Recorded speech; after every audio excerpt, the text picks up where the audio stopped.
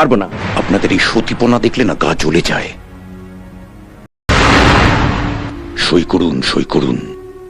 কেন অল্প বয়সে বউটাকে বিধবা করার রিস্ক নেবেন? পরে কে হাত ধরে টানাটানি করবে?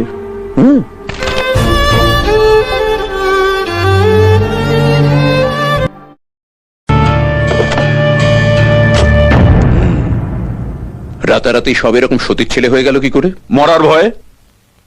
ঘুষ নিয়ে ফাইলে সই করা মানে তো রাস্তায় লাশ পড়ে থাকবে। ঘুষ না নিলেও সেটাই হবে। ওই লোকটা যে ফর্মুলায় কাজ করছে, আমাদের সেই একই ফর্মুলায় কাজ করতে হবে। যারা ঘুষ নিতে চাইছে না তাদের দু চারটাকে নামিয়ে দাও, বাকিরা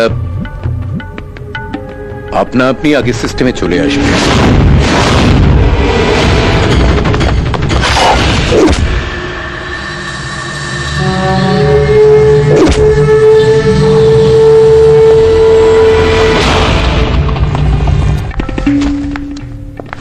নমস্কার ব্যানার্জি বাবু।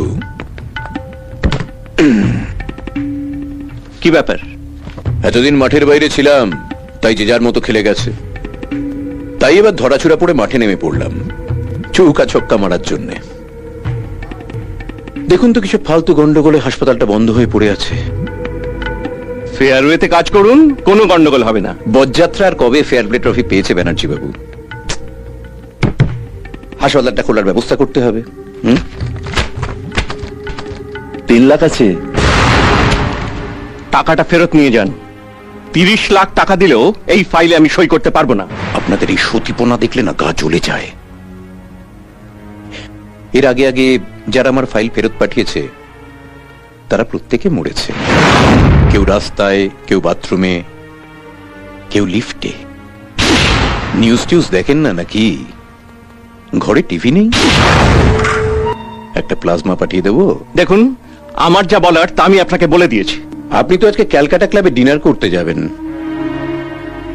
ওখানে অনেক জায়গা আছে আপনাকে মারার। কিরে, পারবি না একটা ভালো জায়গা খুঁজে বার করতে? সই করুন, সই করুন। কেন অল্প বয়সে বউটাকে বিধবা করার রিস্ক নেবেন? পরে কে হাত ধরে টানাটানি করবে?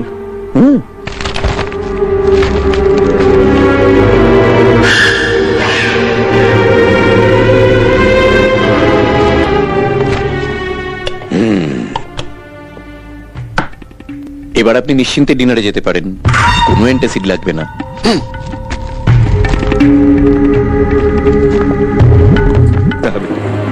সই করে মরলে এই 3 লাখ টাকা আমার ফ্যামিলির কাজে আসবে।